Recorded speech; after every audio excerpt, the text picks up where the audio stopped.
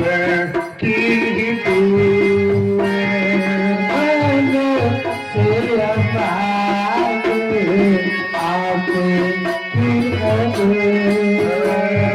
जितना मैंने चढ़ाया, जितना मैंने चढ़ाया, उतना याद आएगा।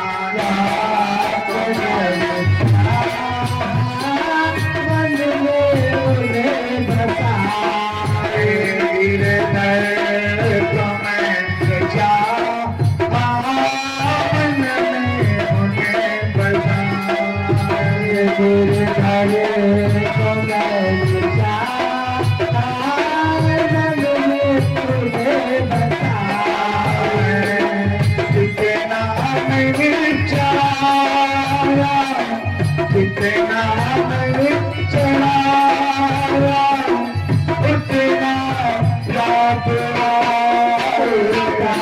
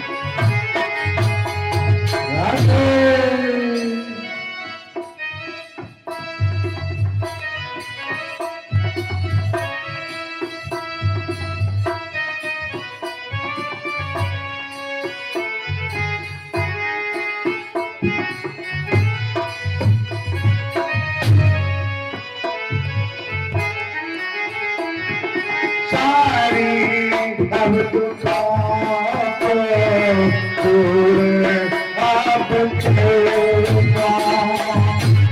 सारी दुखों को दूर अब छोड़ो। करता हूँ मैं विनती, आके पूरा कर दो। करता हूँ पूरा कर दो। सारी दुखों को अब दूर कर दो। रूप को अब दूर कर दो। करता हूँ मैं विनती, आगे पूरा कर दो। करता हूँ तू आके पूरा कर दो। जितना मैंने चढ़ाया, जितना मैंने चढ़ाया, उतना याद आएगा। मुझे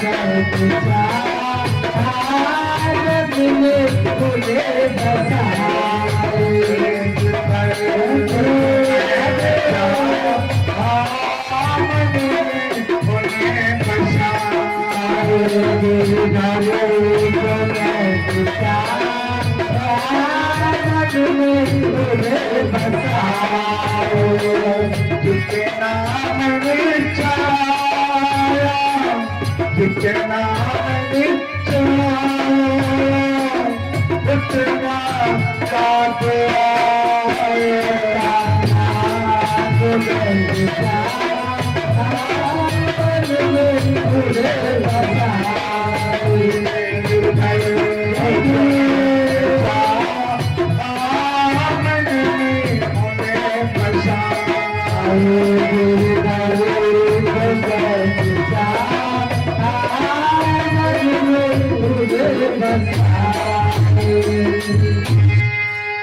अब वो जो कुलच्छनी थी भगवान जी के पास बैठ करके अपने मन की व्यथा जो जाहिर की, और उसके बाद अगले दिन बाजार से जा करके खरबूजे लिए और एक चार रास्ते पे जा करके बैठ गई।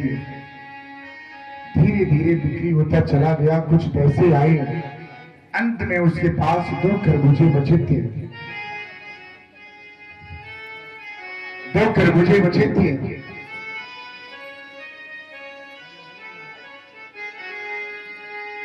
अब रास्ते में अब वही भगवान जी उनकी परीक्षा लेने के लिए लक्ष्मी जी और नारायण जी परीक्षा लेने के लिए आते। एक बुढ़ी का अवस्था पकड़ करके उनके पास आए और बोले, क्या अरे हम बहुत दिनों से भूखे हैं, क्या कुछ मिलेगा खाने को? अब एक कुलक्षणी जो थी बोली कि माता पहले बैठ जाइए, विश्राम कर लीजिए, जल को ग्रहण कर लीजिए, हम जरूर देंगे आपको खाने के लिए। और लक्ष्मी जी बोली, क्या कि पर हमारे पास देने के लिए पैसे भी नहीं है। कुलक्षणी बोली, क्या पैसे की क्या बात है, आप पहले से खा के अपने भूख को तृप्त कर लीजिए, आपका आशीर्वाद है मेरे लिए बहुत है, आप मेरे मां के समान हैं।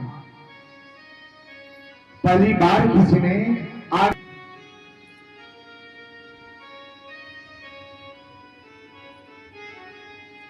मां, जिसके मां नहीं है ना, उस पुत्री से पूछे कि मां का दर्द क्या होता है।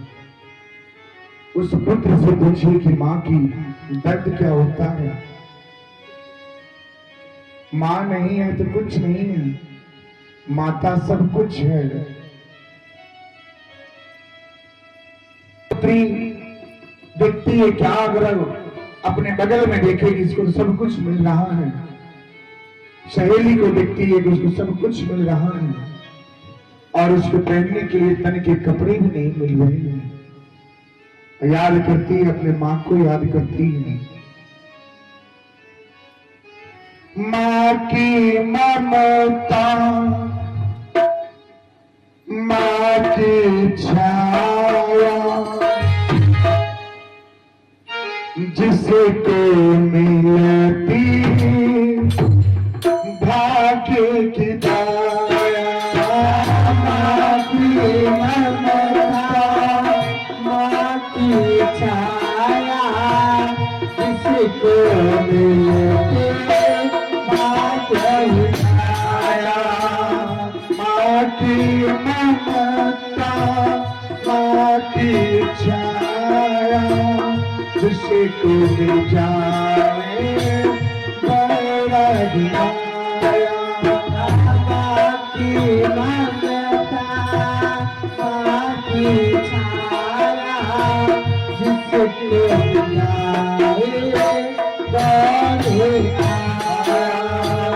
इतने उदासी बैठी हूँ मैं, मां की यादों में डूबी। इतने उदासी बैठी हूँ मैं, मां की यादों में डूबी। ओ मां याद आती है, मां की याद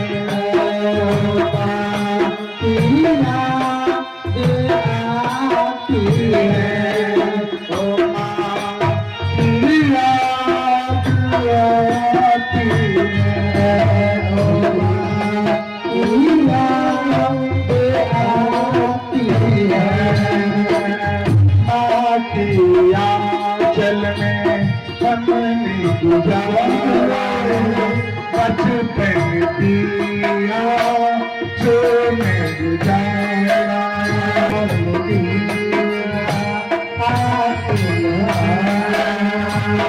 उनकी बोली, उनकी बोली हमको बहुत सताती है।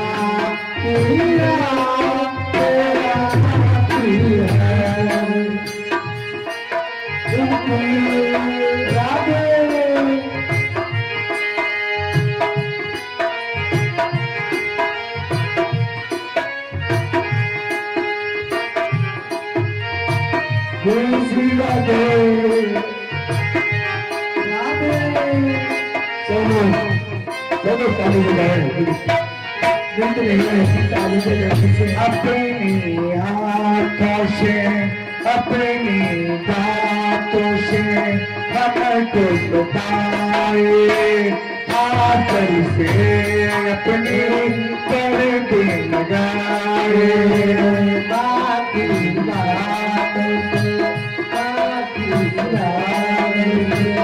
अपने छुपाए कर दे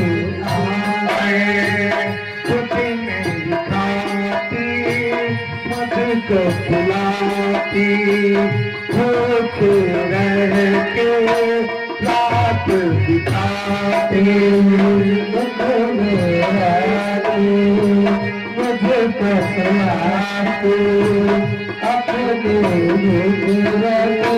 मुझको बुलाती खुद नहीं खाती मुझको बुलाती पूरी रात सोती नहीं खाती मुझको बुलाती पूरी रात मुझसे जाती की याद आती है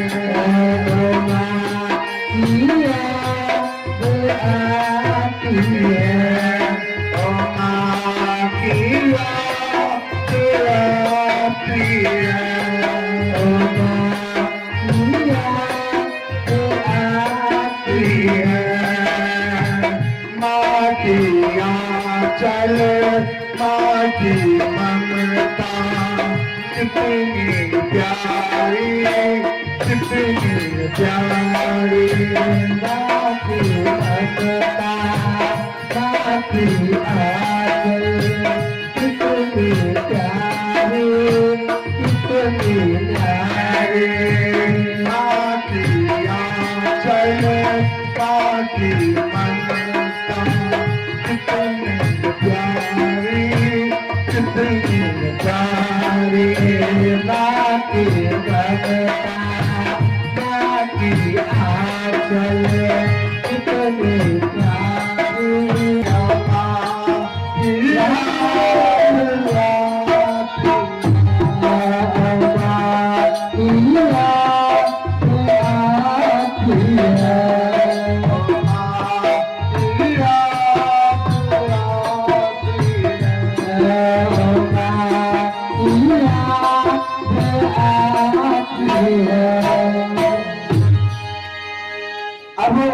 कुलच्छनी जब मैया ने उनको माता करके पुत्री करके बुलाए, अब बोले क्या हमारी तो भाग्य है कि आपने पुत्री करके बुलाया, मेरी तो माँ नहीं है, माँ नहीं है, जन्म के समय ही मेरी माँ चल बसी और मुझे कुलच्छनी बोलते हैं लोग, मेरा नाम कुलच्छनी लोग बोलते हैं। अभी लक्ष्मी जी ने बोले ठीक है, साथ में नारायण भगवान थे। अब वो कुलच्छनी ने दोनों जन की सेवा सत्कार किए और बिठा करके उस तरबूजे को फल इन दोनों को खिलाए।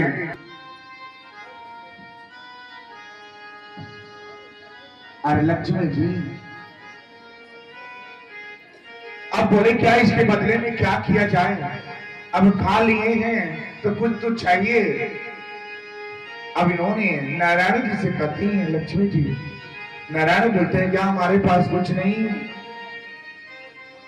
तो वही लक्ष्मी जी कुछ नहीं करती, वहां से एक चिटकी भर एक मिट्टी उठाती हैं और उनको दे देती हैं। रात के समान जो मिट्टी होता है उनको देती हैं और बोलती हैं क्या अरे पुत्री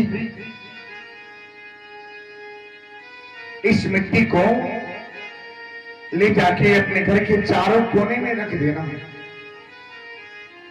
यहाँ पे चारों कोने में रख देना। पुत्री बोली क्या हो? कुलच्छनी बोली कि माता ऐसा क्यों? उन्होंने बोला कि ना, ये मेरा आशीर्वाद है, हम आपको कुछ दे नहीं रहे हैं, आशीर्वाद है कि चारों कोने में रख देना। अब माता का शब्द सुन करके अभी कुलच्छनी ऐसे ही की, वो मिट्टी लेकर के गई और रात को जब भोजन कर लिए तो मिट्टी उस आंख याद आ गया और उसने चारों कोने में सोने से फले रख दिए। सुबह की बेला जब नींद खुलता है तो दिखती है क्या, और झोपड़ी वहां पे नहीं है, महल तैयार हो गया। महल तैयार हो गया, वो भूल जाती है क्या, मैं कहां हूं। और उसके जो पति थे, जो अंधी थे, वो सुबह उठ करके बोले, अरे प्रीतम, अरे प्रिय, मुझे तो दिखाई दे रहा है, दिखाई दे रहा है। अभी सबसे पहले बात कुलच्छनी ने अपने सासू मां से जाकर के बोलती है। सासू मां से जब बोली, बोलने के बाद अभी बोली कि अरे मेरे तो भाग्य खुल गए कि मैंने ऐसे पुत्री को, ऐसे वधू को मैंने उतारा, मैंने पा लिया। हमारी तो भाग्य है कि ऐसे वधू को मैंने पाया है। अब इतना प्रेम उस कुलच्छनी को मिला। अभी बात लक्ष्मी को पता चलता है, लक्ष्मी को पता चलता है।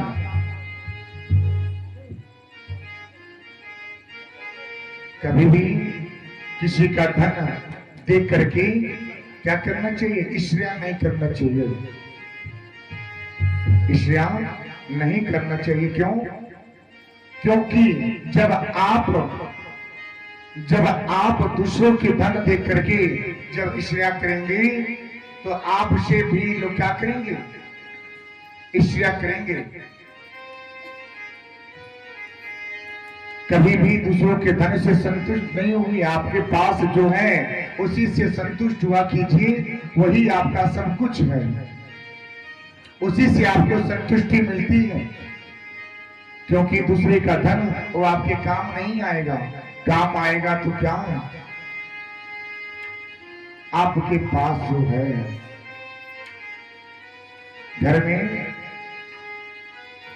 दरिद्रता तब आता है, ध्यान से सुन लीजिएगा, बता रहे हैं घर में दरिद्रता क्यों आती है, कारण क्या है?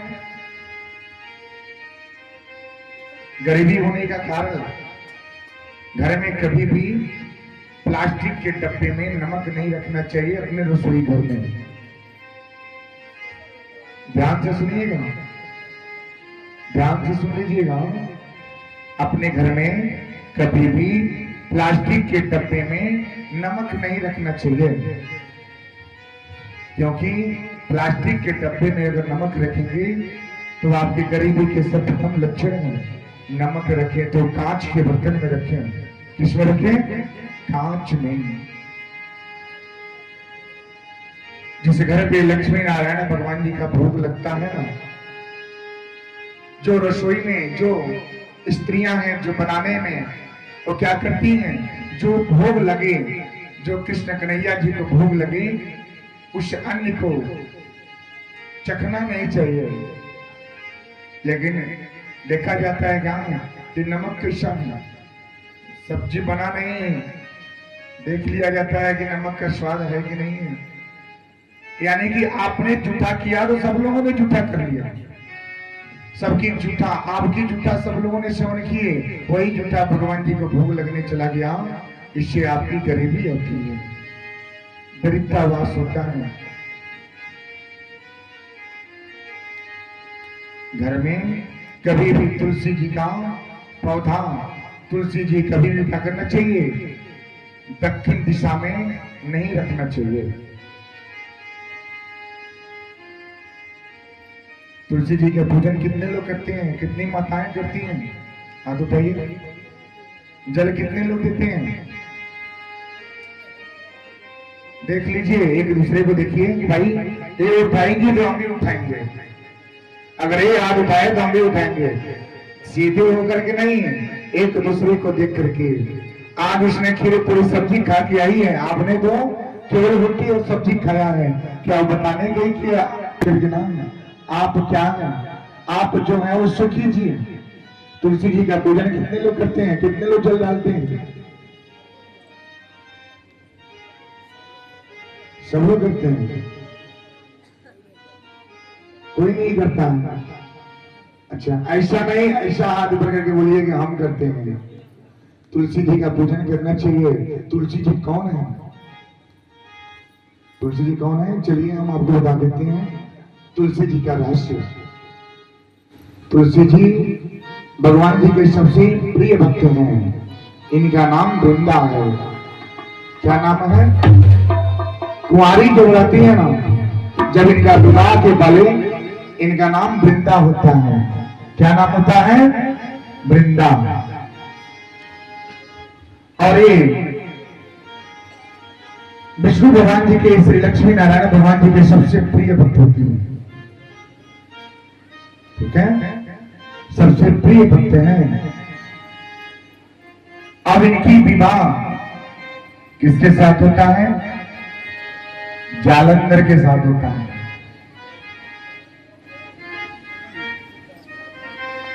और जालंधर कौन है? जो एक असुर होता है, जो राक्षसी कुल का होता है। और विवाह होने के वास्ते सारी देवताओं का शक्ति उस पे काम नहीं करता, सब लोग त्रास्त हो जाते हैं। क्योंकि एक कौन है? भगवान जी के सबसे प्रिय भक्त हैं और ये सती हैं। सती के बल के आगे सब थक जाते हैं, सबका शक्ति छिन्न हो जाता है जब विवाह हो जाता है।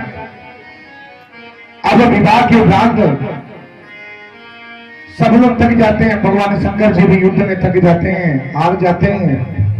एक दिन ये बात ब्रह्मा जी के पास गई। ब्रह्मा जी बोले, क्या इसका तोड़ हमारे पास नहीं है, आप जाइए भगवान जी विष्णु जी के पास जाइए, इसका तोड़ उन्हीं के पास है, वही कर सकते हैं। भगवान सब लोग आए उनके पास और बोले, क्या हे प्रभु,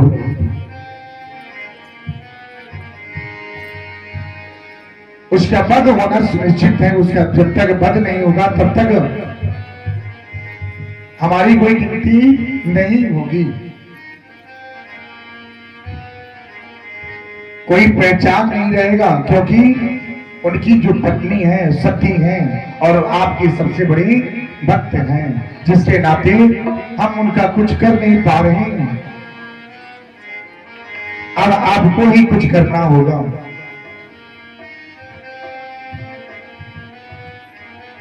भगवान बोले, क्या कैसे करें, कैसे कर सकते हैं?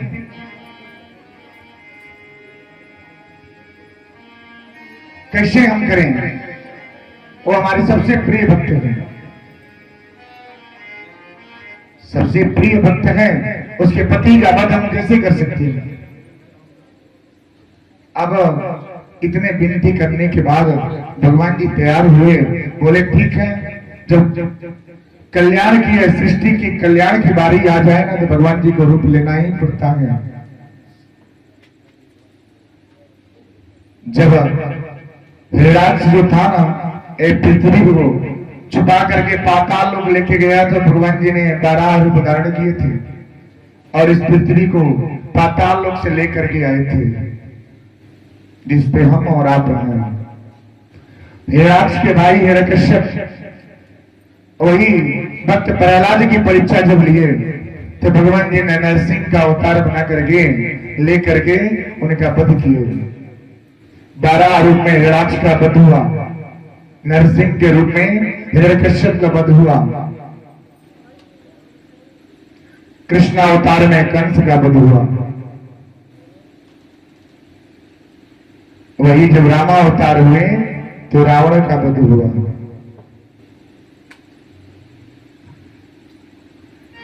अब समझिए, अब इनको रूप बनाना पड़ा। अब ये बोले ठीक है, अब इनकी पत्नी अपने पति से बहुत प्रेम करती हैं। एक दिन की बात है, इन्होंने बोले क्या कि आप जाइए, भगवान शंकर जी के बोले कि एक बार और जाइए और युद्ध के लिए उनके दरवाजे पे जाकर के महल के बारे खड़े होकर के ललकारिए कि आप आइए, हम युद्ध करने के लिए आए हैं। भगवान जी 2 बार परास्त हुए, तीसरी बार फिर से चले गए। उनकी पत्नी ने रोकने का प्रयास किया, फिर भी अब इसको अहम हो गया था, अहंकार हो गया था। अहंकार ही सब कुछ है। जिसके पास मैं आ गया, सिर्फ मैं, समझिए जीवन में कभी कल्याण नहीं हो सकता। मैं ही सब कुछ हूं। जब आप सब कुछ हैं तो जो वो बैठे हैं वो कौन है? उनका भी तो स्थान होना चाहिए। अब जैसे ही जालंधर बाहर निकले, भगवान जी ने जालंधर का रूप बदल करके वापस उनके पास आए। किसके पास? वृंदा के पास। और आए, उनका भोग किए। तब तक उधर भगवान शंकर जी ने अपने त्रिशूल से उनका मुंडी काट डाला और वो सिर कटकी सीधे इन दोनों जन के बीच में आके गिरा। और इधर वृंदा ने जब देखा कि एक कौन है और एक कौन है, उन्होंने उठ करके बोले कि तुम कौन हो और एक कौन है? भगवान जी ने वहीं पे खड़े हो गए और अष्टभुजी रूप धारण करके उनको दर्शन दिए और बोले कि मैं। वही वृंदा ने भगवान जी को श्रापित कर दिए क्या कि आपने मेरे साथ छल किया है। अपने भक्त के साथ, सबसे प्रिय जो भक्त थी उसके साथ आपने छल किया है।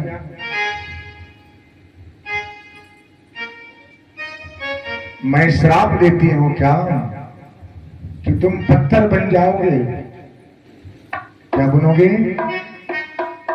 क्या बनोगे? मैया पत्थर बन जाओगे। भगवान जी को तो श्राप लग गया।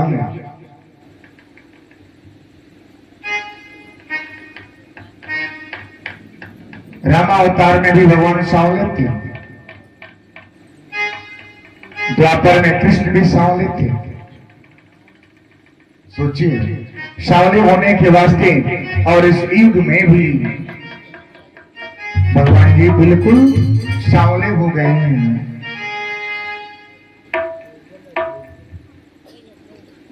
जब पत्थर बन गए, श्राप लग गया, तो इन्होंने बोला मैं तो पत्थर बन जाऊंगा, ठीक है,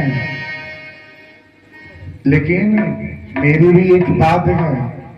तुम अपना शरीर जब त्यागोगी ना, इसी शरीर की राख से एक तुलसी जी उत्पन्न होंगी। और जब तक तुलसी पत्र जो कोई भक्त हमारे पे नहीं चढ़ाएगा, प्रसाद में नहीं चढ़ाएगा, वो प्रसाद हम स्वीकार नहीं करेंगे। वही पत्थर जो शालिग्राम के रूप में पूजे जाते हैं, जो आपके घर में हर मंदिर में शाली होती है, अवश्य पूजा ठाकुर जी पे जब तक तुलसी जी का पत्र नहीं चढ़ता है तब तक भगवान जी को स्वीकार नहीं होता है। तो सोच लीजिए भक्त और भगवान से कितना संबंध होता है। तो आप लोग भी कुछ ऐसे करें कि आपका जीवन विकृत हो जाएगा।